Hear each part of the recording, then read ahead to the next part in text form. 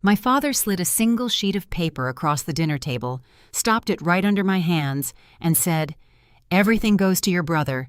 The lake house, the company, all of it. You get nothing, Winifred, because the only thing you've ever done for this family is bleed it dry." And then, from the far end of the table, my mother began to clap, slow, delighted, savoring it, like she'd been rehearsing that applause in her head for years. 22 relatives watched me. I didn't cry. I didn't raise my voice. I picked up the will and read it slowly, top to bottom, every line, all the way down. Then I slid it back across the table to him, with my thumb pressed flat against one sentence near the very end. My father leaned in to see which line I meant. He read it once.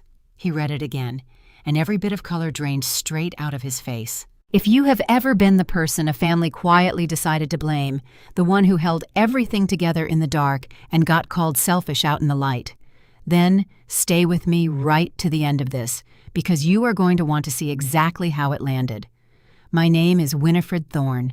I'm 38 years old. I keep other people's books and I file other people's deeds for a living, and I have spent most of my adult life playing the villain in a story my own parents told about me at every dinner, every holiday, every funeral.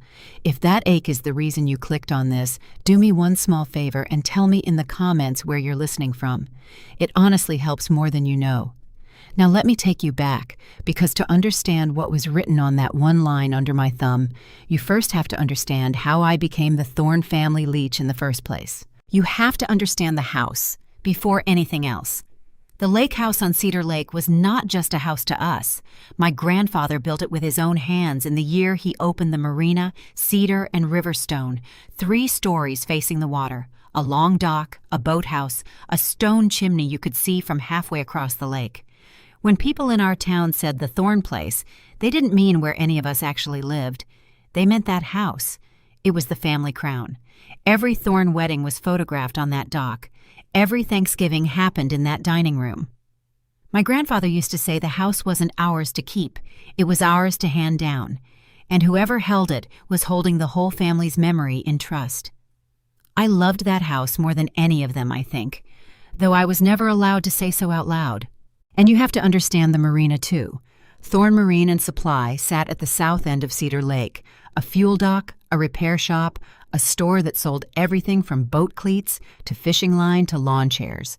My grandfather built that with his hands, too, and when he passed, it went to my father, Douglas Thorne, the way things always went to the men in my family, without discussion, without a will even, just assumed.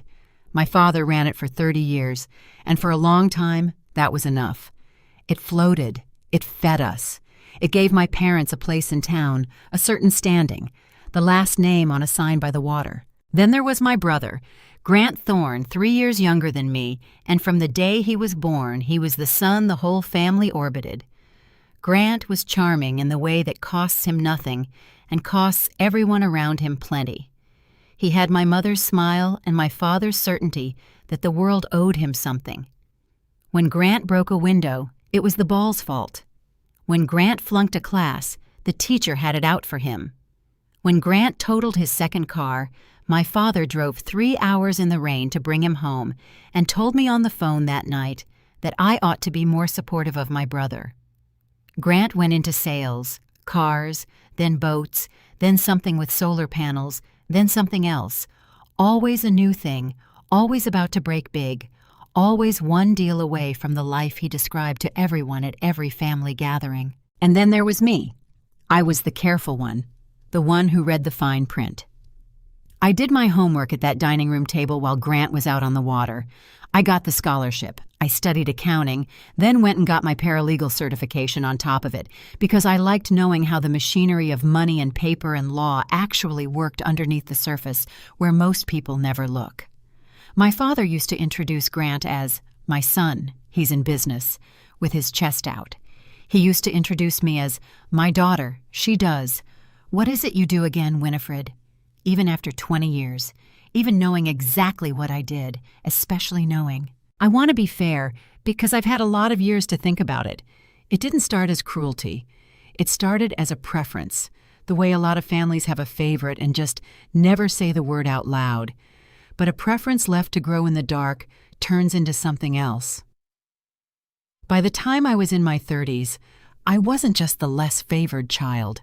I was the cautionary tale. I was the one who moved to the city and forgot where she came from. I was the selfish one who never calls. I was, in the exact phrase my mother, Diane, polished over a decade of holidays, always got her hand out. And here is the part that took me the longest to understand, so I'll say it plainly. None of that was an accident. Somebody built that story. Somebody needed me to be the villain, because a family needs a villain the way a court needs a defendant, so that everyone else gets to be innocent.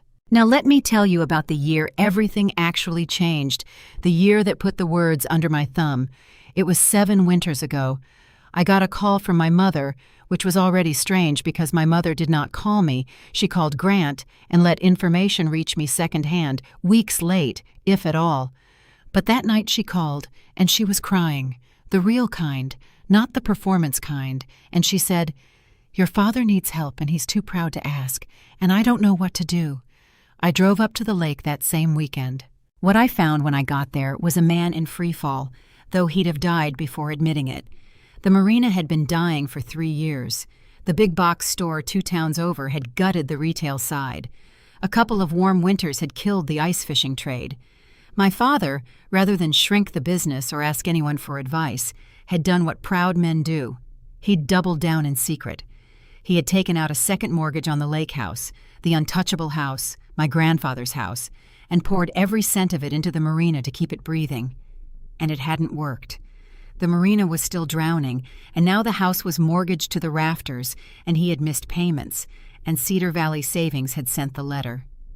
The letter. Notice of default. 90 days to cure, or they would begin foreclosure on the property at 4 Cedar Point Road.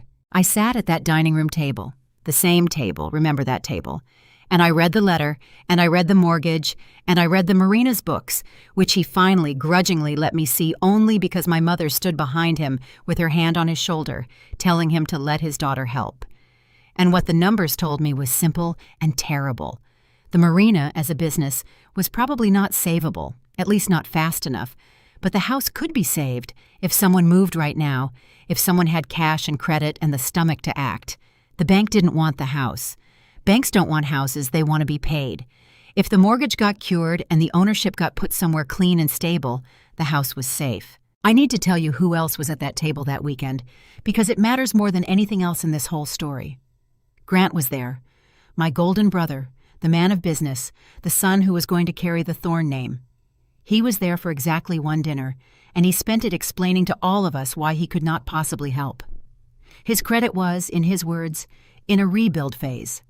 He had, it turned out, his own debts he had never mentioned to our parents, a lease he'd defaulted on, a business partner suing him, some tax thing he waved away with his hand the way he waved everything away.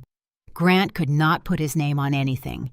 Grant could not co-sign, could not take title, could not be within 100 yards of personal liability, because if the marina's creditors or his own creditors found an asset with his name on it, they'd swarm it. And Grant, being Grant, turned even that into a performance of cleverness. He leaned back in his chair, the man with the plan, and he said the sentence that ended up wrecking his entire life 7 years later, though none of us knew it then. He said, "Here's what you do, Dad. You don't put it in my name. Obviously, I'm too exposed. You put it in Winnie's name. She's the responsible one, right? Clean credit, boring job, no creditors, nobody's coming after little Winnie. Put the house in her name to get it out from under the bank. She holds it for a while. And once things settle down and the heat's off, we just move it back to you. Easy. Winnie's a paralegal. She'll know how to do the paperwork so it doesn't cost anything." I remember my father nodding. I remember my mother nodding. I remember the relief in that room, the way everyone exhaled, because Grant had found the answer. Grant had saved the day. Grant, the clever son. And I remember what nobody remembered later, that I said nothing at all. I didn't agree. I didn't refuse. I just sat there and let them decide my role for me, the way they always did. And I thought about my grandfather's chimney and the dock, and I decided quietly, inside myself, that I would not let that house go to a bank no matter what it cost me. That was my decision, not theirs, mine. But I let them think it was theirs because that was easier, and God help me, easier is a habit that takes decades to break. Let me give you one memory from long before the mortgage, so you understand the label wasn't invented that year. It had been curing for decades, like something left out in the cold to harden. When I was 18, I got into a good school on a partial scholarship, and I needed help closing the gap. Books, housing, the part the scholarship didn't cover. It wasn't much, and there had always been, in theory, a family college fund, money my grandmother had set aside years before I was born, earmarked for her grandchildren's education. So I asked. That's all I did. I asked politely one time if I could use a little of the fund my grandmother had built for exactly this. What I didn't know, because no one had bothered to tell me, was that the fund was already gone. It had been quietly drained over years on Grant, on a car when he wrecked his, on a semester he failed and had to repeat and then failed again, on the deposit for an apartment he lived in for 4 months before he moved back home.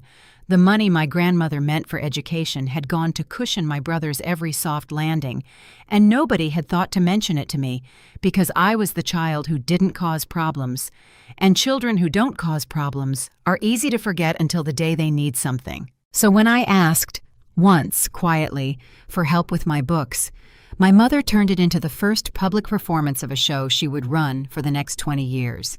She told my aunts at that very lake house, over that very table, that Winifred's got her hand out again, wants us to pay for her fancy college on top of everything we've already given this family. She said it warm and wounded, the put-upon mother, and the aunts clucked, and just like that, I was the grasping one, the one who takes. Never mind that the fund had bankrolled Grant's every stumble. Never mind that I'd asked for a fraction of what he'd already burned through. I was the taker, and Grant, who had actually emptied the account, was the ambitious one. You have to invest in a boy like that. I paid my own way. 2 jobs, summers included, and I graduated without a cent from that family, and I never asked them for anything again, ever. And do you know what lesson everyone took from it? Not that Winifred was resourceful. The lesson was that Winifred was so selfish she wouldn't even let her parents help her. That I had to do everything my own way, had to make them look bad by refusing. There is no move you can make inside a family that has already decided who you are that doesn't get folded back into the story. Take the help, you're a leech. Refuse the help, you're proud and cold and ungrateful. I learned that at 18. It just took me until 38 to stop playing along. Here's what I actually did. Over the next 90 days, while my family went back to their lives believing the crisis had been handled by Grant's brilliant idea, I did not do the cheap, casual, just put it in her name for a while paperwork Grant imagined. I have to stop here and tell you something about myself, because it's the hinge the whole story turns on. I am careful. I am careful to a fault. When you spend your whole life being blamed for things you didn't do, you learn to build a record. You learn to keep every receipt, log every call, get everything in writing, because you know in your bones that someday someone will accuse you and the only thing that will save you is paper. So when I set out to save that house, I did not do it as a favor to be undone later. I did it the way I do everything, correctly, permanently, on the record. I went to a real estate and estate attorney 2 towns over, a woman named Patricia Vance, iron gray and iron-spined, who had been practicing longer than I'd been alive. I told her the whole situation, and Patricia said something to me across her desk that I have never forgotten. She said, "Winifred, I will help you do this, but I will not help you do it halfway. If you're going to put your own money and your own credit on the line to save this property, then you are going to own this property, not hold it. Own it. Because I have watched 100 families do the just for a while version, and every single time, when the danger passes, the ones who did nothing decide the one who did everything owes it all back. If you're going to take the risk, you take the title, really take it, or don't do it at all." So that's what we did. I paid off the entire second mortgage on the lake house, every dollar.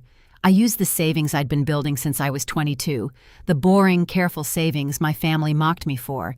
I used the inheritance my grandmother, my mother's mother, who was the only one who ever seemed to see me, had left me when she passed. Money my mother had always resented that I got, and Grant didn't. And I took out a home equity loan against my own little condo in the city, the only thing I owned, And I put that on the line too. I paid the bank in full, and the default vanished, and Cedar Valley Savings released the lien and mailed me the reconveyance, and the house at 4 Cedar Point Road was free and clear for the first time in years. And then Patricia and I did the second half, the half nobody paid attention to.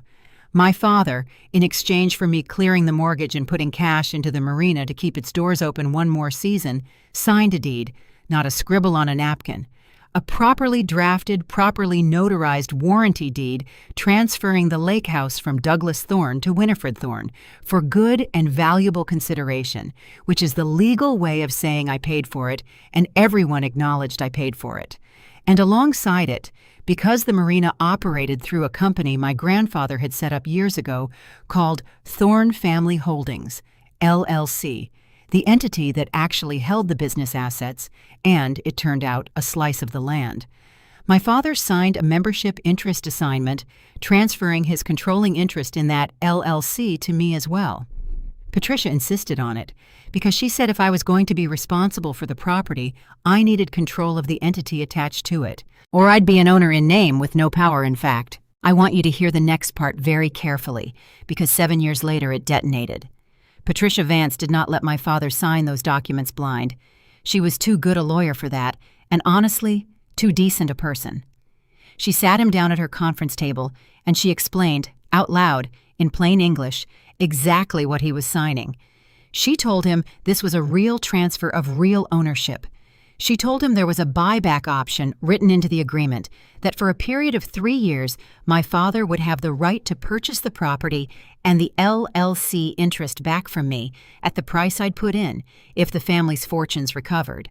But she told him, and she wrote it in bold at the top of the summary page, that after those 3 years, the option expired, and the transfer became final and irreversible, and I would be the sole and undisputed owner with no obligation to sell anything back to anyone, ever. She made him initial that paragraph. She asked him, twice, if he understood. And my father, proud, humiliated, desperate to get out of that office and back to pretending none of this was happening, waved his hand and said, Yeah, fine. It's just paperwork. Winnie'll fix it later. Where do I sign?" He didn't read the buyback clause. He didn't read the summary. He signed where the little flags were, initialed where he was told, and he walked out of Patricia Vance's office, having legally, knowingly, with counsel present, and a written explanation in his hand, given the lake house and controlling interest in the family company to me. My mother was there too, in the room. I'll come back to that.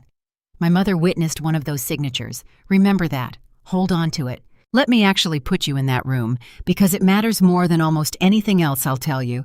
Patricia Vance's conference room, gray winter light through tall windows, a long table, the documents laid out in neat tabbed stacks. My father sat across from me looking like he'd rather be anywhere else on earth, his jaw tight, because signing those papers meant admitting, at least inside those 4 walls, that his daughter was saving him, and admitting it even for an hour cost him something he could barely afford to spend.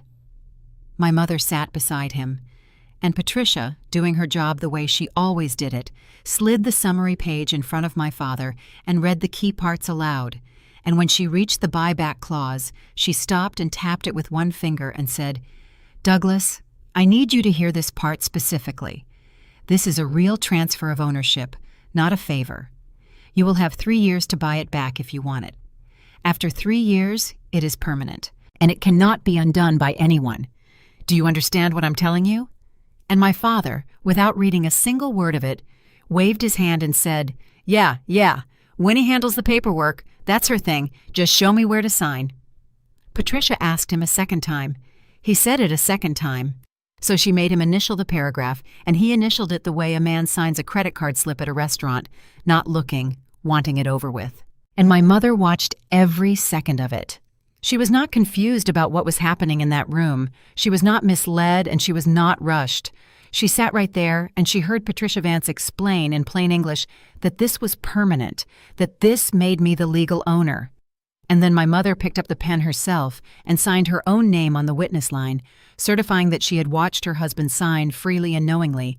She knew. From that gray winter afternoon forward, my mother knew the house was mine, And she went home, and within a year she began telling her sisters that Winifred had her hand in Douglas's pockets. Everything that came after, every whispered leech, every performance at every holiday, the roof, the Thanksgiving, the will, the applause. She built all of it on top of a fact she had personally witnessed and personally signed her name to. That is the part I could never quite forgive. Long after I'd made a kind of peace with my father's willful blindness, my father chose not to know. My mother knew, and lied anyway, for 7 straight years, on purpose. Hold on to that, because at the dinner table it is going to come back around to her signature on that witness line. And when it does, you'll understand exactly why she went so white. We recorded the deed at the county the very next morning. Patricia said, "Record it the instant the ink is dry, because a deed in a drawer is a lawsuit waiting to happen, and a deed in the county book is a fact." So it went into the official records of the county, book, page, stamp, date, permanent, searchable by anyone who ever wanted to know who owned 4 Cedar Point Road. The membership assignment went into the LLC's records, and we filed the updated statement with the state. It was done. It was real. It was final in every way that the law recognizes as final. And here is the thing my father did that turned a rescue into a tragedy. He decided to forget it. Not literally. He knew, somewhere, that he'd signed something. But the version he chose to live in was the version Grant had described at the dinner table. Just for a while, then we move it back. In his mind, I was holding the house temporarily, doing him a favor, warming a seat. In his mind, it was still his house, his company, his legacy, and I was a clerk who'd handled some paperwork during a rough patch. He moved on. He never mentioned it again. He never thanked me. Not once. Not ever. I want to be precise about that. My father never once said thank you. And within a year he had rebuilt the story so thoroughly that when he talked about the year we almost lost the house, he told it as a year he had gotten through by tightening his belt and refusing to give up. I had been edited out of my own rescue. But it gets worse than being forgotten, and this is where I need you to really understand what these 7 years cost me, because it's the whole reason the ending lands the way it does. When you own a property, you pay for it. Not once. Continuously. The property taxes on a lakefront house like that run high, and they come every year, and they don't care about anybody's feelings. The house needed a new roof in the 2nd year. The old cedar shakes my grandfather laid had finally given out, and that was a serious amount of money. The dock had to be rebuilt after an ice heave. The plumbing in the old part of the house failed one January and flooded the basement. The LLC had annual fees, a registered agent, filings, insurance, a dozen small bleeding costs that never stop. I paid all of it. Every property tax bill for 7 years came addressed to Winifred Thorne, owner of record, and I paid every one. Every repair to my grandfather's house I paid. Every LLC fee, every insurance premium on the property I paid. Not because anyone thanked me, they didn't, but because it was mine, and because I loved that house, and because the alternative was letting the crown of my family crumble into the lake out of spite, and I couldn't do it. My parents lived in that house. They lived, rent-free, in a house their daughter owned and maintained and insured and paid the taxes on. And they never knew it, because they had decided not to know it. Now here is the cruelty, the real cruelty, the thing that still takes my breath a little when I say it out loud. All that money I was pouring into the house, how do you think it looked from the inside of my family story? When a contractor showed up to fix the plumbing, my father would tell the neighbors he was having some work done. When the roofers came, my mother told her sister, my Aunt Carol, that Douglas is finally putting money into the place. They took the credit for the upkeep I was paying for. And the money itself, the times I moved funds into the LLC account to cover the marina's fees, or paid a bill that came through the company, my mother spun into her favorite song. Winifred's always in our business. Winifred's always got her hand in our accounts. You know she takes money from your father. She said it to the aunts. She said it to the cousins. She said it, I would later learn, to Grant, who repeated it as gospel. Do you understand? The exact dollars I was spending to keep the roof over my parents' heads got re-narrated as me stealing from them. The maintenance I paid for became Winifred leeching off Dad. My hand was never out. My hand was reaching into my own pocket over and over for 7 years, and the family watched the money flow toward the house and decided, because it was easier and because someone kept telling them so, that it was flowing toward me. I was the leech. I was the one draining the family. That was the official story, and it was the exact, precise, mathematical opposite of the truth. Let me show you 2 of those 7 years up close, because "they smeared me" is an easy thing to say and a hard thing to feel. And I need you to feel it. The roof was the 2nd year. My grandfather's cedar shakes had finally given out after decades, and a bad leak was rotting the beam over the west bedroom. A real roof on a house that size is not a small check. It was the biggest single thing I'd paid for since the mortgage itself. I hired the crew. I chose the cedar to match what Grandpa had laid. I drove up on the day they finished to make sure it was done right, because it was my house and my grandfather's roofline, and I was not going to let it be done cheap. And while I stood in the yard looking up at the new ridge, my father came out and stood beside me and looked up too, and he said, to me, to my face, "Looks good, doesn't it? Cost me a fortune, but you don't cut corners on a house like this."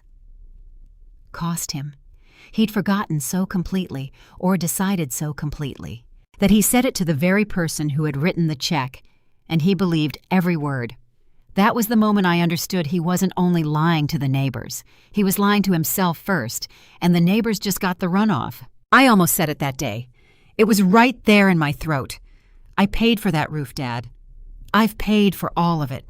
But my mother was on the porch, and she'd heard him. And before I could open my mouth, she called out, bright and sharp, "And of course Winifred'll find some way to make even a roof about herself." She hadn't even heard me speak yet.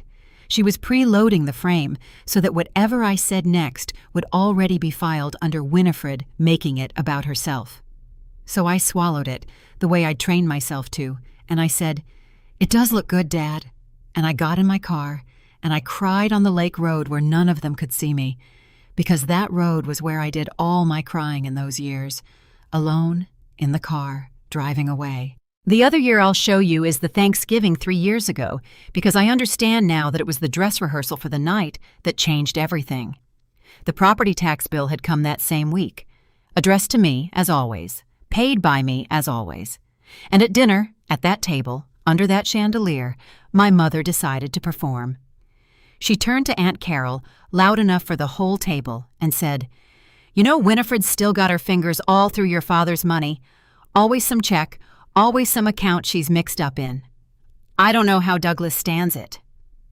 Every face turned to me.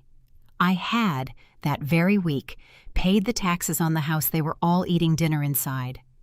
I opened my mouth, and I saw my father's face, that brittle pride, and I saw exactly what the truth would cost him in front of his sisters, and I closed my mouth again and said nothing, and let them think whatever they wanted to think. That was the rehearsal. My mother learned something that night, that she could say anything about me, at that table, in front of that family, and I would sit there and eat it whole to protect my father's face. She filed it away, and 3 years later, she built an entire evening on that lesson. A will, an audience, a public verdict, betting the exact same bet that had always paid out, betting that Winifred would rather be destroyed in public than make a scene. It was a good bet. It had never once failed her. Right up until the night it did. You want to know why I let it stand? Why I didn't just call my Aunt Carol and say, "Actually, I own that house. I saved it. Your brother would be renting an apartment in town if it weren't for me." I've asked myself that for 7 years. The truth is layered. The top layer is that I loved my father, even then, even like that, and telling the truth would have shattered him. The town knew Douglas Thorne as the man who never lost the family house. If it came out that his daughter had bought it out from under the bank to save him, he would have been humiliated in front of every person whose opinion he'd spent his life managing. I could not do that to him. So I ate it. I ate the story. I let them call me the leech to protect the pride of the man who let them. And the bottom layer, the one I'm less proud of, is that silence was familiar. I had been swallowing my family's version of me since I was a child. Being the villain was a role I already knew how to play. It didn't require anything new of me. Speaking up would have. So I did the thing I'd always done. I kept my receipts and I kept my mouth shut. And I told myself that the paper would speak someday if it ever really needed to. I filed the deed and the assignment and every tax receipt and every canceled check in a fireproof box, and I closed the lid and I went back to my quiet life in the city, and I let them believe whatever kept the peace. There was one more thing in that fireproof box that I need you to know about, because it's the thing that made the ending unshakable, and it happened 4 years ago on an ordinary Tuesday. Patricia Vance called me. She said, "Winifred, I'm calling because the 3-year buyback window on the Cedar Point transfer closes at the end of this month. I want you to make this choice with your eyes open. If you want to offer your father the chance to buy the property and the company interest back from you, as a courtesy, now is the time. Because after the window shuts, the transfer is permanent, and no offer, no lawsuit, no change of heart will ever be able to undo it. It becomes yours, free and clear, forever. So I have to ask you plainly, do you want to give him the option, or do you want to let the window close?" I sat with that for a long moment. I thought about the roof he'd taken credit for, and the Thanksgiving, and the word leech, and 20 years of being the villain in their story. And then I thought about the other thing, that if I let the window close, I would become the permanent guardian of my grandfather's house, and no bank, and no crisis, and no bad decision of my father's would ever be able to endanger it again. And I said, "Let it close, Patricia. Keep it clean. He's in no position to buy anything back, and if I offer it, he'll take it as an insult or forget about it in a week. Let it become mine all the way." And Patricia said, "Then as of the 1st of next month, it's yours, and I want you to understand exactly what that means. From that day forward, it is legally unassailable. Your years of paying the taxes and maintaining the place aren't just expenses anymore. In the eyes of the law, they are proof of ownership held in good faith. If anyone ever tries to claw this back, those very payments are the wall they'll break themselves against. Keep every single receipt." I told her I always did. The window closed on the 1st of that month. I didn't tell a soul. I just kept paying, kept my mouth shut, kept the box closed. But from that Tuesday forward, the thing my family called leeching, every tax bill, every repair, every fee, wasn't only money out of my pocket. It was, whether any of us knew it or not, the mortar in a wall no one would ever be able to knock down. They just kept handing me bricks and calling me a thief for laying them. And it was never only the house, either. Twice in those 7 years the marina nearly went under again, and both times it was me who caught it, quietly, because I held the controlling interest and the responsibility that came clipped to it, even if not one of them knew I held it. One winter, the LLC couldn't cover its insurance premium, and the policy was days from lapsing, which would have meant the marina couldn't legally operate, which would have meant the end of my grandfather's business on that lake. And my father, not knowing who he was really asking, came to me almost sheepishly and said the company was a little short this quarter, and could I help move some money around since you're the one who understands all that paperwork. I paid the insurance, out of my own account, as the controlling member, keeping the doors open one more season. And do you know how that got told afterward, around the family? My mother told Aunt Carol that Winifred's gotten herself all tangled up in the company's money again. I swear that girl cannot keep her hands out of anything. I had just saved the family business for the second time, and it went into the family record as me meddling, me grasping, me the leech with her fingers in the accounts. I want you to really sit with the shape of that for a second, because it is the shape of the whole thing. Every single time I spent my own money to protect what this family claimed to love, the house, the business, the name on the sign by the water, it got re-narrated in real time as me taking from them. The rescue became the theft. Every time. It happened so reliably, so mechanically, that after a while I stopped expecting anything else and just kept my head down. I built a wall around the part of me that wanted credit, and I let it go quiet. And I told myself the paper would speak the truth someday if it ever truly had to. I never imagined someday would arrive at a dinner table with my mother applauding in front of 22 people. But the receipts were ready. They had been ready for years. They were only ever waiting for one of them to demand to see a single piece of paper. If you've made it this far, you already know that box is going to open. And I promise you when it opens all the way. But let me bring you to the day it happened, because the day itself was a trap, and I want you to see the jaws of it close. The call to come to the lake house came from my mother, 3 weeks ago. She was warm on the phone, which was the first thing that made the back of my neck prickle. Because my mother is only warm when she wants something. She said the family was having a big dinner at the house, a legacy dinner, she called it, to mark 40 years since Grandpa opened the marina. Everyone would be there. The aunts, the uncles, the cousins, Grant and his wife Chelsea, all of it. Your father wants to talk about the future of the family, she said. About the house, about the company, about what happens next. It's important that you come, Winifred. It would look very bad if you weren't there. That last sentence, it would look very bad, that was my mother's whole heart in 5 words. Appearances. Always appearances. I almost didn't go. Something in me knew. But I went, because I'm a thorn, and because the careful part of me wanted to see whatever it was they'd built. And because, I'll be honest, a small, stupid, hopeful part of me wondered if maybe, after all these years, my father wanted to say something true. I drove up on a Saturday afternoon in autumn, the lake steel gray, the leaves turning, my grandfather's chimney smoking against the sky. I parked behind 6 other cars. I walked up to the house I owned, and I knocked on the door of the house I owned, and my mother opened it and looked me over and said, "Well, you came." And she smiled, and I felt the trap's teeth right there in that smile, and I walked in anyway. The whole family was there.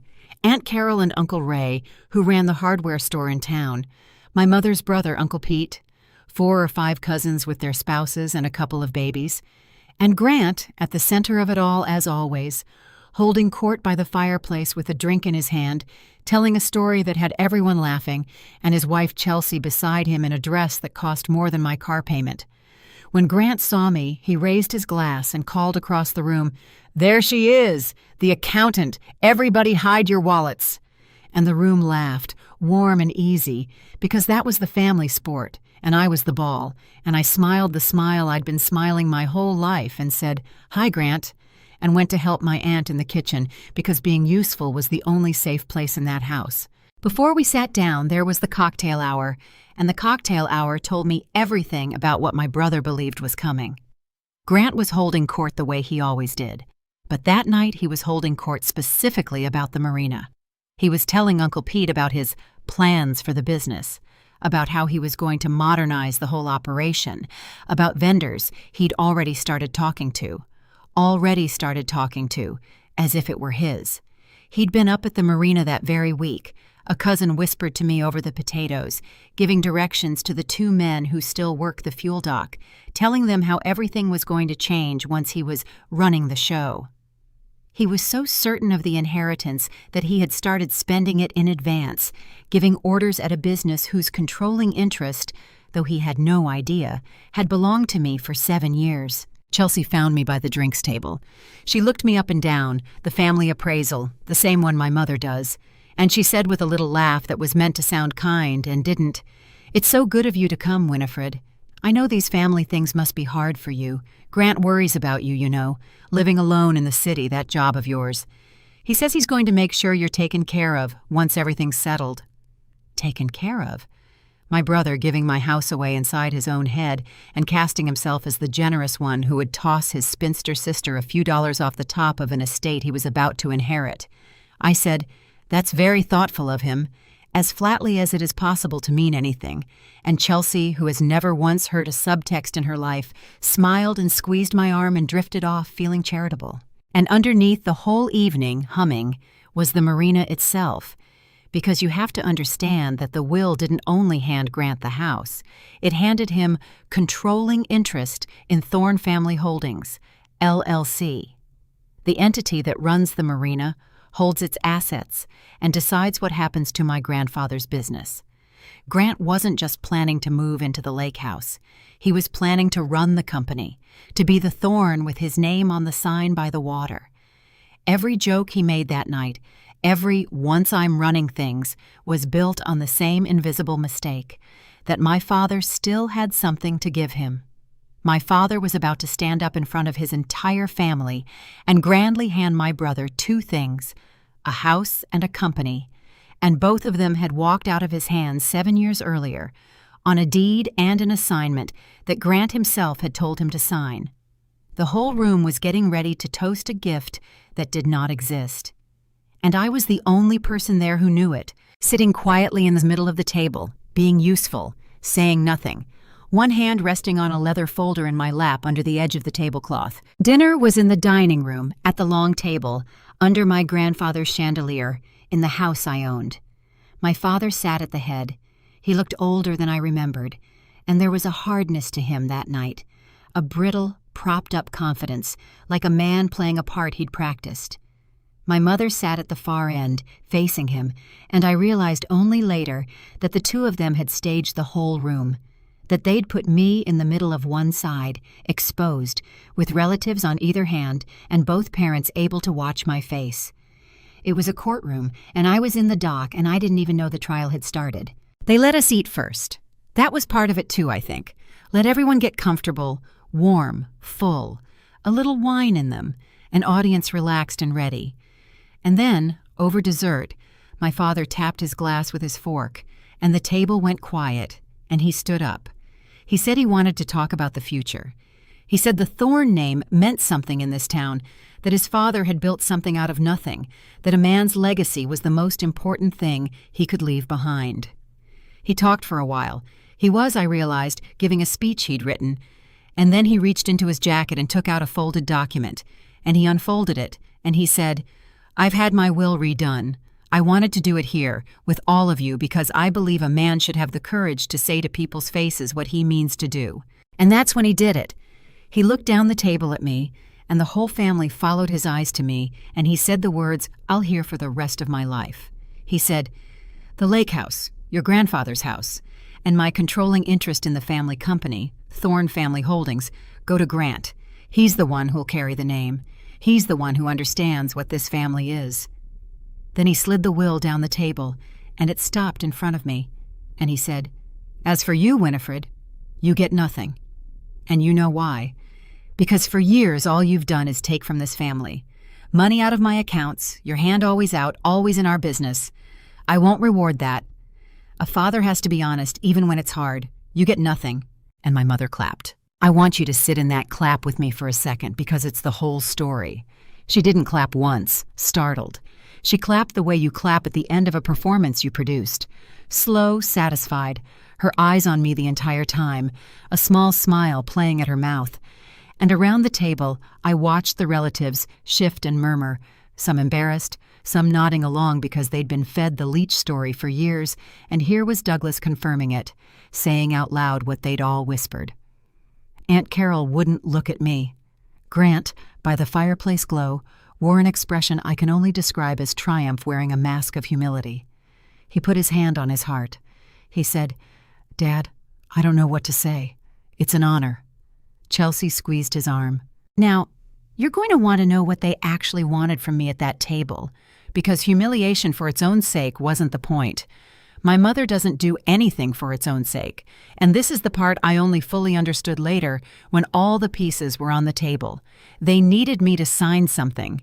My father had a second document under the will, a quitclaim, a renunciation, a single page, and the whole evening was engineered to steamroll me into signing it right there in front of everyone, while I was too humiliated and too outnumbered and too conditioned to my role to do anything but comply.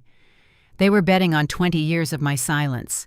They were betting that Winifred, the leech, the doormat, the one who ate every insult to keep the peace, would eat this one too, would sign whatever was put in front of her, rather than make a scene in front of the whole family.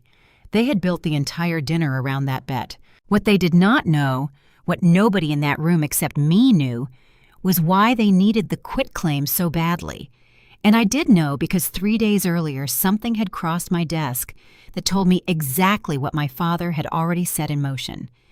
So let me pause the dinner right here, with the will sitting in front of me and my mother's applause still hanging in the air.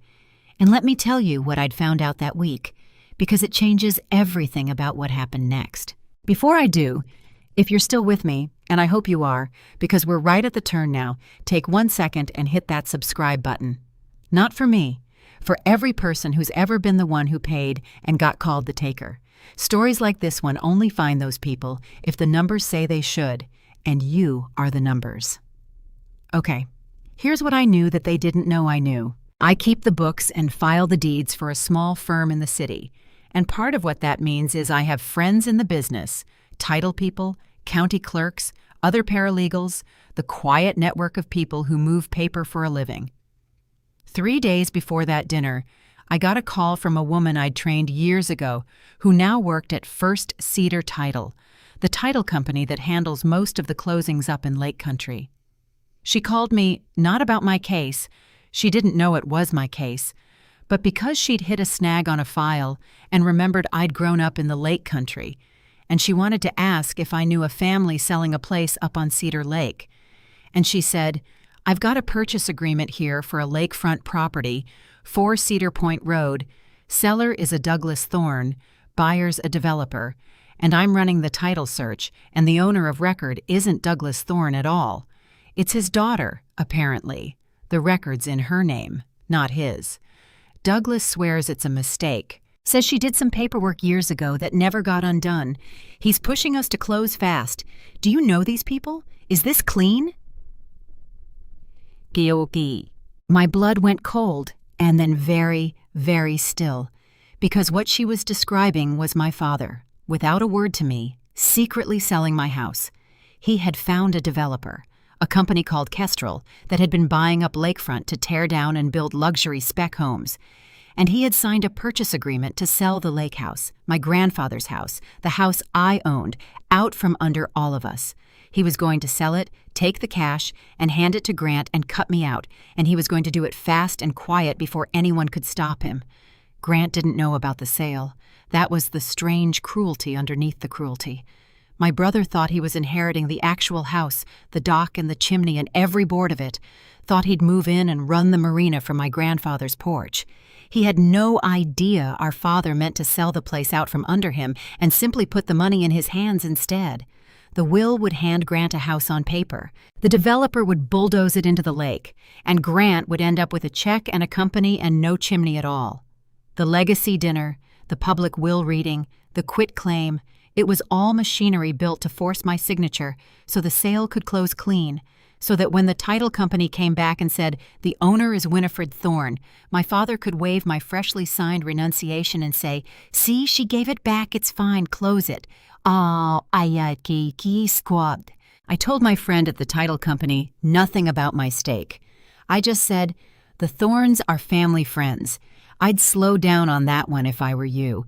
Run the deed carefully and check the county record and check for any recorded restrictions on the transfer.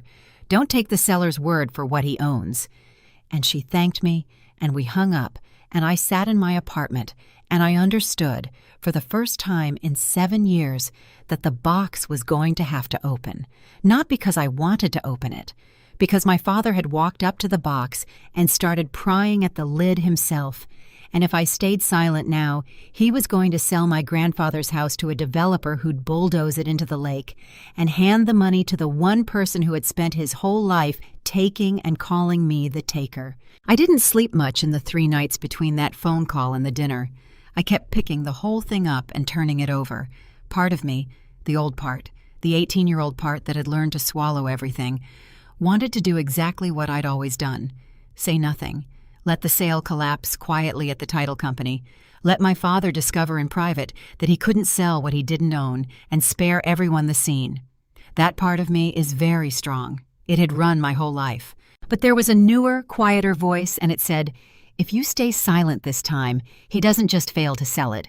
He spends the next year telling the whole family that you sabotaged the sale, that you're holding your grandfather's house hostage, that the leech finally showed her true colors. Your silence doesn't protect you anymore, Winifred. This time your silence just hands him the story again." And this time, the story ends with the house sold to a developer who'll bulldoze it into the lake the second the ink is dry. So I called the one person who had told me the truth 7 years earlier. I called Patricia Vance. I told her everything: the will, the dinner, the secret sale, all of it. And Patricia, in that iron voice, said, "Listen to me. You do not go in there to fight. You don't threaten. You don't gloat. You don't raise your voice, because the second you do, you become the exact person they've always said you are. You go in there and you bring the truth, and you let the truth be quiet. Bring the certified copies, the deed, the assignment, the reconveyance, the tax receipts, and the summary page with his initials on the buyback clause. Certified, so no one can say you cooked it up on your kitchen table. Lay them out one at a time in order and say as little as you can. The paper doesn't need your help. It only needs to be in the room. And Winifred, whatever they say to you, and they will say terrible things, you keep your voice level, a shaking voice they can argue with, a steady one, sitting behind the county's own stamp, they cannot." So the next morning, I went down to the county and to First Cedar Title, and I had everything certified: the official stamps, the raised seals, the recorder's own attestation that yes, this is what lives in the permanent record. This is the truth as the government itself keeps it. I put it all in a flat leather folder in the exact order Patricia told me, deed on top. And I told myself I might not open it at all. I told myself I'd read the room first, but I brought it. And I knew, the way you know things at the very bottom of yourself, that after 7 years the box was finally going to open all the way, at that table, in front of all of them. A strange calm settled over me on the drive up, the calm of a woman who has stopped hoping to be believed and started being ready to be proven right. So when I drove up to that dinner, I did not come empty-handed. In my bag, in a flat leather folder, I had brought copies: a certified copy of the recorded warranty deed, stamped by the county, my name on it, my father's signature on it; a certified copy of the membership interest assignment for Thorne Family Holdings, LLC, again his signature, again notarized; 7 years of property tax receipts, everyone addressed to me, everyone paid by me; the reconveyance from Cedar Valley Savings showing I'd cleared the mortgage, and Patricia Vance's summary page, the one with the buyback clause in bold, and my father's initials next to the paragraph explaining that after 3 years the transfer was final and irreversible. I brought the whole box, distilled onto paper, and I put it in my bag, and I didn't know if I'd ever open it, but I brought it. Now let's go back to the table. The will is in front of me. My mother's applause is dying out. My father is looking at me with that hard, propped-up face, waiting. They were all waiting. For me to crumble, to cry, to beg, or best of all, to nod and reach for the pen and sign my renunciation and confirm forever the story they'd told about me. Grant was smiling. Chelsea was smiling. My mother was smiling. And my mother, because she could never resist gilding a trap, reached across and slid a second sheet of paper to me, laid it right on top of the will, and set a pen on it. Her own pen, the good one. And she said in that sweet, poisoned voice she saves for an audience, "Just sign it, Winifred. Let's not have a scene tonight. Be gracious, for once in your life. Sign it, and let your father have his moment, and then we can all move on like a family." The second sheet was the quitclaim, 1 page, a few short lines, a blank for my signature. The renunciation that would let their secret sale close clean. Sign here. Give up any claim. Be the good girl who takes her humiliation quietly and says thank you. The whole table watched me and the pen. 22 faces, and behind every one of them the same expectation, because they had all been told for years that Winifred was weak, Winifred was a doormat, Winifred would fold. Aunt Carol stared at the tablecloth. Grant watched me over the rim of his glass, waiting to enjoy the sight of me signing away the only thing I'd ever fought for. My mother's smile widened, serene and certain, because in her entire experience of me, this was the moment I always broke. And for one breath, I felt the old pull, the 20-year gravity of it, the voice that said, "Just sign it, keep the peace, don't make a scene, protect his face, My hand actually drifted toward the pen, and then it stopped, because I thought about Marcy Dunn's notary stamp, and the county book and page, and Patricia Vance's voice saying, "Let the truth be quiet," and I thought very clearly, I am not going to sign away my grandfather's house to keep the peace with people who are, at this precise moment, applauding my ruin. So I did not reach for the pen. I reached for something else entirely. And I did the thing that broke the whole machine. I didn't cry and I didn't argue. I picked up the will calmly and I read it. Not skimmed. Read, the way I read everything, out of habit and out of care, all the way down. And there, near the bottom, in the description of what he was leaving to Grant, was the sentence. It read, "The lakefront property known as 4 Cedar Point Road, together with my controlling interest in Thorne Family Holdings, LLC, my controlling interest, my property." And I looked at that word, that little word, my, sitting there in my father's will, describing things that had legally, provably, permanently not been his for 7 years. And something in me that had been folded up small for 2 decades quietly stood up. I set the will down flat on the table. I put my thumb on that one line, "The lakefront property known as 4 Cedar Point Road, together with my controlling interest in Thorne Family Holdings, LLC." And I slid the paper back across the table to my father, and I said in a completely level voice, "Read that line again, Dad, the one under my thumb. Read it slowly." And he leaned in, annoyed, expecting a trick, and he read it. And I watched the exact moment the word "my" caught in his throat, because some old buried part of him, the part that had sat in Patricia Vance's office and initialed a paragraph he refused to read, some part of him remembered. The color drained out of his face, and the table, which had been so warm and full of laughter a minute ago, went very quiet. My father tried to recover. Proud men always try to recover. He straightened up and he said too loud, "What is this? Some paralegal trick? You think you can rattle me with your little word games? It's my house. It's my company. It's been in this family for 40 years. And I said, still level, still quiet, "It was Grandpa's. Then it was yours. And 7 years ago, it became mine. You signed it to me, in front of a lawyer, with Mom in the room." And that's when my mother stopped smiling. Here's what I need you to understand about my mother, Diane, because she is the real architect of that night, and it took the room a long time to see it. My father is proud, and my father is cruel in the careless way of a man who never examines himself, but my father is not a planner. He didn't engineer that dinner. He couldn't have. My mother did. And the reason my mother's smile fell in that exact second is that my mother is the one person at that table, besides me, who had always known the house was mine.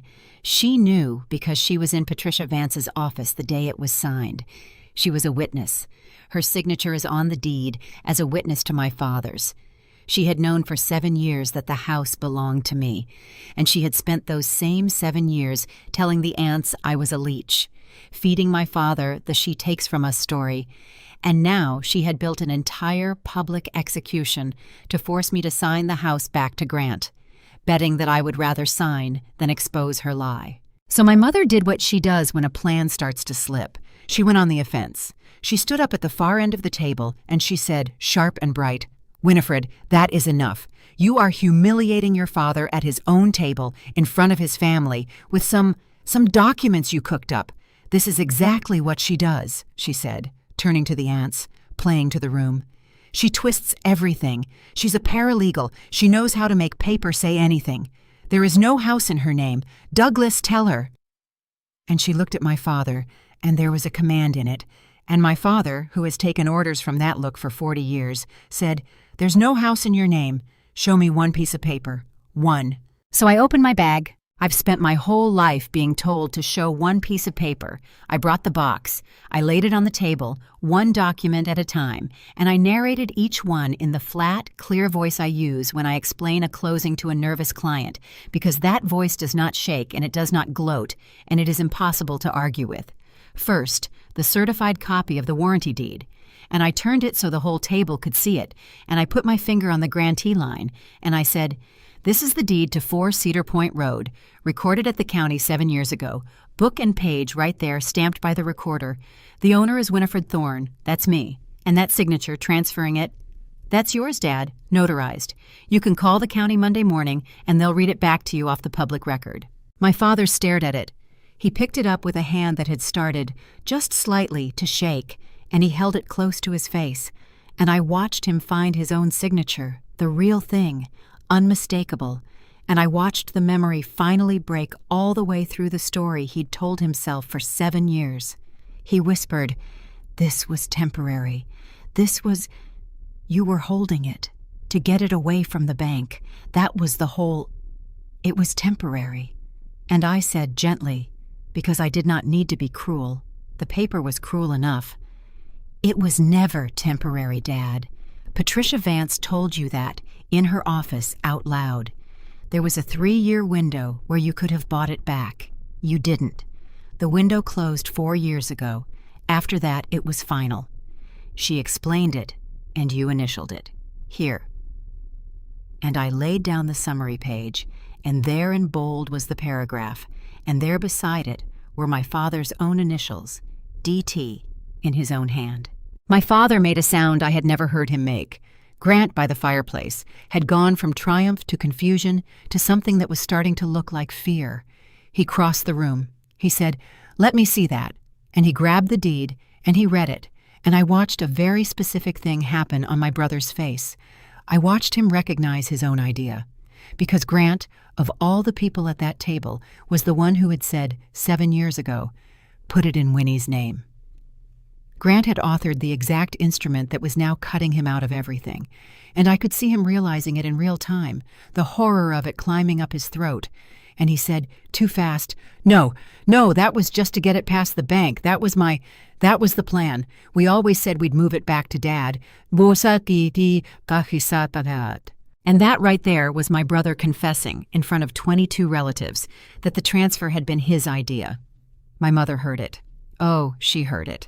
And this is the moment the whole thing turned on the people who built it, because now my mother had a slipping plan and a son who was, out loud, confirming that he'd engineered the loss of the very inheritance he'd just been handed. My mother spun on Grant like a weather vane in a storm. "What do you mean it was your plan? You told them to put the house in her name? You gave it to her?" And Grant, cornered, did what Grant does. He tried to spread it around. "I didn't give it to her. It was supposed to be temporary. Everybody agreed." And Aunt Carol, who had spent 7 years being told I was a leech, said, quietly, into the silence, "So Winifred paid off the mortgage. Winifred saved the house. All those years you said she was taking money from you, Douglas. She was paying the taxes on your house. She was paying for your roof." The whole table heard it land. You could see it move through them, relative by relative, the story flipping inside out. The leech had been the one keeping them all afloat. My mother was not done, though. My mother is never done. She saw the whole story turning against her, and she reached for the last weapon she had, which was to attack the paper itself. She said, loud over the murmur, "Those are forgeries. She works in a law office. She knows how to fake a stamp. That is not a real deed. I have never seen that document in my life." And that, "I have never seen that document in my life," was the exact sentence I'd been waiting 7 years to answer. I turned the deed around one more time, and I put my finger not on the grantee line, but on the line just below my father's signature, the witness line. And I said, "It's not a forgery, Mom, and you have seen it, because that's your signature, right there. You witnessed Dad sign it. You sat in Patricia Vance's office with us, and you watched him do it, and you signed your own name, certifying that he was of sound mind and signing freely. That's your hand. You have known this house was mine for 7 years, and you have called me a leech for all 7 of them anyway." The whole table looked at the witness line. Aunt Carol leaned in and studied her own sister's signature, unmistakable, and then looked up at my mother, and whatever was in that look was the end of something between them that had lasted their whole lives. And forgery didn't survive the room either, because my cousin Danny, Uncle Pete's boy, the one who does something with computers, had already quietly taken out his phone. He said, not unkindly, Aunt Diane, you can just look it up. The county puts all this online." And he typed in the address, 4 Cedar Point Road, and he read it aloud off the recorder's own website to the whole table. "Owner of record, Winifred M. Thorne, deed recorded." And he read the date, 7 years back, and the book and page, and then he even found the reconveyance from Cedar Valley Savings, the mortgage payoff, also in my name. It wasn't my paper anymore. It was the government's paper, on the government's website, read out loud by a relative who had no reason on earth to lie for me. "And the notary," I said, gently, "was Marcy Dunn, who still keeps an office on Main Street 2 blocks from the marina, and any one of them was welcome to walk in on Monday morning and ask her whether she remembered notarizing Douglas Thorne's signature on a deed to his daughter. Every single thing I'd said could be checked by anyone in 5 minutes. That is the thing about the truth. It does not mind being checked. And then, because the night was not finished with my brother, the second shoe dropped, and it dropped on the marina. Grant, still grabbing at anything within reach, said, Fine, the house. But the company, the business, Dad, tell me you at least still—" And he stopped, because he was watching my face, and my face was answering him before I opened my mouth. "The controlling interest in Thorne Family Holdings went with it, Grant," I said. "The same day, the same signatures. You've been up at the marina all week, giving orders to men who don't work for you. You've been telling Uncle Pete about your plans to modernize a company you don't own a controlling share of. I do. I have for 7 years. Every fee that kept that LLC alive, every filing, every insurance payment on it. That was me, out of my own pocket, the whole time you were calling me a leech for having my hand in Dad's business. The business was never Dad's to give you either." And Grant sat down. He just sat down, right there in the middle of the room, on the raised stone edge of the hearth, like a man who had been walking across a floor and suddenly discovered there had never been a floor at all. For a few seconds, the only sound in that dining room was the fire. And then, one by one, the family began doing the math out loud, the terrible, retroactive math of it. Aunt Carol said, almost to herself, "The roof, 5-6 years back. Diane, you told me Douglas had finally put money into this place. That was her. That was Winifred, wasn't it?" Uncle Ray said, "And the taxes. You always said she was after your accounts. She was paying them. She was paying your taxes." It went around the table like that, each of them pulling a single thread and watching a lie come apart in their hands. Every "Winifred's got her hand out," every "I don't know how Douglas stands it," every knowing look they had traded at every holiday for 7 years, all of it turning inside out at once. They weren't only learning that I owned the house, they were learning that they had all been, without knowing it, a chorus, and that the song they'd been singing about me for years was a lie somebody had written for them, and they had never once thought to check the words. And I watched my mother in that moment, because that was the moment I finally understood her all the way down. She was not ashamed. That is the thing I will never forget. Even then, cornered, exposed, her own sister staring at her signature on my deed, my mother's face was not doing shame. It was doing arithmetic. Her eyes were moving around the table, hunting for the angle, the new frame, the version of events in which she could still come out clean. She was already, standing in the wreckage, drafting the next story. And I understood finally that a person like my mother never runs out of stories. They only run out of people willing to believe them. That was what had actually happened at that table. It wasn't that my mother had been defeated. My mother is never defeated. It was that, for the first time in 20 years, there was a piece of paper in the room she could not talk her way around.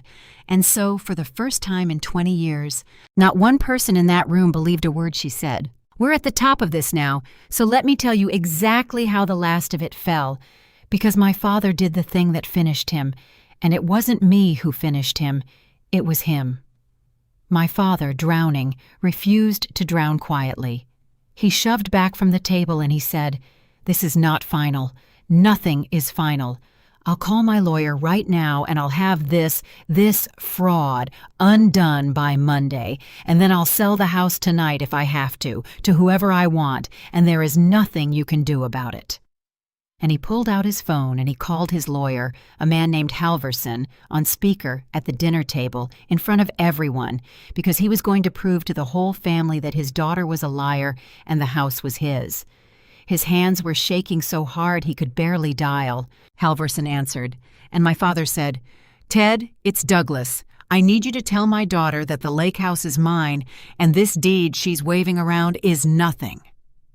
And there was a pause on the line, the kind of pause that lawyers make when they already know the bad news, and Halverson said slowly, "Doug, is this about the Cedar Point sale? Because I have to tell you, First Cedar Title kicked the whole file back to me 2 days ago. The title search came back, and the recorded owner isn't you. It's a Winifred Thorne, and the deed's clean. It's been recorded for years, and there's a recorded transfer with no reversion. Doug, I've been trying to reach you.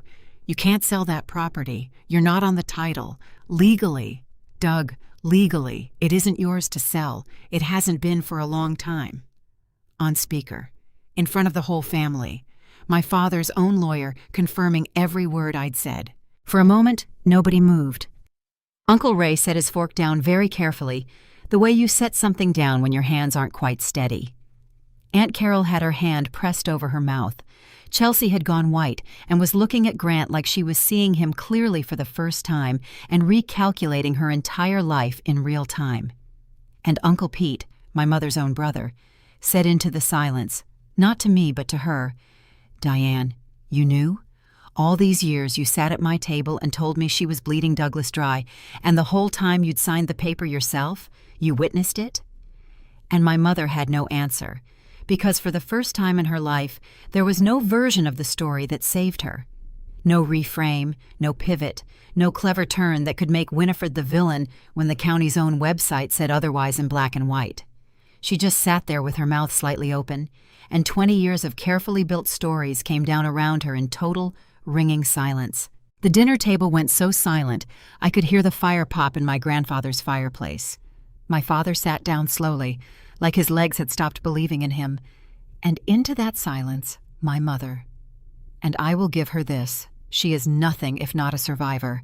My mother turned her whole fury onto Grant, because if the ship was going down, she was going to make sure she wasn't standing next to the man who'd sunk it. "You," she said to Grant, "you did this. You told your father to sign it away. You cost us the house. You cost this family everything. And you sat there tonight and let him hand you a house you'd already given away." And Grant, cornered, terrified, out of moves, did the ugliest thing I saw all night. He turned to me, the sister he'd called a leech an hour ago, and he said, Winnie, come on. Family's family, right? You wouldn't actually. You're not going to keep it. You'll sign it back, right?" And that was the moment I'd waited 7 years for without ever knowing I was waiting for it. Not a scream, not a slammed door, just a quiet question I finally got to answer honestly, at the table where my grandfather carved the turkey every Thanksgiving of my childhood, in the house I owned. If this is the part you came for, the moment the person they blamed finally gets to stand in the truth, then do me one last favor before I tell you how it ended and hit subscribe, because the very last thing I say in this story is the thing I most need people like us to hear. Okay, here's how it ended. Here's what I actually did, because it is not what any of them expected, and it is the whole reason I can sleep at night. I looked at Grant, and I looked at my father, gray and shrunken at the head of the table, and I looked at my mother, still standing, still calculating, and I said, "No, Grant, I'm not going to sign it back. It's not yours. It was never yours. You gave it away yourself 7 years ago because you were too afraid to put your own name on the risk. You handed me the very thing you spent tonight celebrating, and then you called me a leech for keeping the lights on. So no, I'm keeping my house." My father lifted his head then, and he reached for the last card in his hand, the one he had played my whole life. His voice cracked, and he said, "After everything I did for you, I gave you a home. I gave you a name. And this is how you repay me. You humiliate me in front of my own family. You take my house out from under me." And I let him finish, because I had waited a very long time to answer that exact accusation. And then I said quietly, with no heat in it at all, "I didn't take anything from you, Dad. You gave it to me with your own hand to save it from the bank, and then you let everyone in this room believe I stole it. I have paid the taxes on your home for 7 years and let you tell the neighbors it was you. I have kept the roof over your head and let Mom call me a thief across this very table. I didn't take the house out from under you. I have been the floor under your feet this entire time, and you never once looked down to see whose it was. And there was nothing he could say to that, because it was true. And every person in that room now knew it was true. And the county's own records knew it was true. The old card didn't work anymore. It was never going to work again. And then I did the thing my family never once did for me. I let there be mercy in it, because I had decided a long time ago that whatever I became, I would not become them. I turned to my father and mother, not to Grant, to the two of them, and I said, "But I'm not going to put you out on the street either. This is your home. You've lived here 40 years. I could evict you tomorrow, and after tonight, some of you probably expected me to. I'm not going to."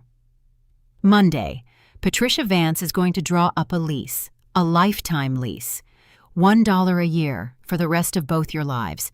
You will live in this house, in dignity, until the day you die, and no bank and no developer and no court will ever be able to take it, because it's mine, and I'll never let it go. My grandfather said whoever holds this house holds the family's memory in trust. I've been holding it for 7 years while you called me a thief. I'll keep holding it, for all of us, whether you ever thank me or not. You could have heard a pin drop. My father put his face in his hands. My mother sat down, finally, all the way down, and said nothing because there was nothing left to say that wouldn't make it worse. And I turned to my brother one last time because Grant was the one line I was not going to cross back over. I said, "Grant, you and I are done, not the house. You were never getting the house. Us. You called me a leech at my own table tonight while you tried to take a house I saved. You'll be gracious to Mom and Dad's faces at their funerals someday, I'm sure, because that's what you do. But you and I don't speak anymore, not out of hate, out of self-respect. I finally have some. I'm keeping that too." I gathered my papers back into the leather folder, slowly, the way I do everything, and I put the certified deed back on top where I could feel it, and I stood up from that table. And here's the strange thing, the thing I didn't expect. I wasn't shaking. For the first time in that house, in that family, at that table, I wasn't shaking. Aunt Carol got up and walked me to the door, and at the door she took my hand and she said, "Winifred, I'm sorry. We believed them, all of us, for years. I'm so sorry." And I said, "I know you did. That's the part that took me the longest to forgive. Not that they lied, but that it was so easy to believe." And I drove home, down the dark lake road, under my grandfather's chimney still smoking against the stars, in the house that was mine. So let me tell you where things stand now, 3 weeks later, because I know you'll want to know, and then I'll say the one thing I promised you. Patricia Vance drew up the lease. A lifetime lease, $1 a year, both my parents, ironclad. I mailed it to them. My father signed it. He hasn't called me. I don't expect him to. My mother mailed it back with the signature page and nothing else. No note, and that's fine. I didn't need a note. The house is safe. The developer walked away when the title wouldn't clear. Grant, I hear from a cousin, is telling a new version of the story in which he was the one who made sure the house stayed in the family. And I've decided to let him, because I don't live in his story anymore. I live in a house on Cedar Lake, on paper, at the county, forever. Grant and I don't speak. I want to be clear that I didn't do that to punish him. I did it because I finally understood something it took me 38 years to learn, and it's the thing I most want to leave you with. So here it is. The people who call you a taker are very often the people who are taking from you, and the reason they say it first and loudest is so that no one thinks to check. For 7 years I paid for a roof and got called a thief for it, and I stayed quiet because I thought love meant swallowing the lie. It doesn't. You can love people and still refuse to be their villain. You can keep the door open, a lifetime lease, $1 a year, and still keep your name on the deed. Mercy is not the same as surrender. I gave my parents a home for the rest of their lives. I just stopped letting them tell the world I stole it. If you've spent your life being the one who paid and got called the taker, hear me, wherever you're listening from, keep your receipts. Not because you're planning revenge, because someday someone is going to put a piece of paper in front of you and tell the whole room who you are, and when that day comes, you are going to want the truth to be something you can lay flat on the table, one document at a time, in a voice that does not shake. I was the daughter who got nothing. It turned out I was the only one who'd been holding everything all along, and I'm holding it still. Head up, door open, name on the deed. That's not nothing. That's everything. And it's mine.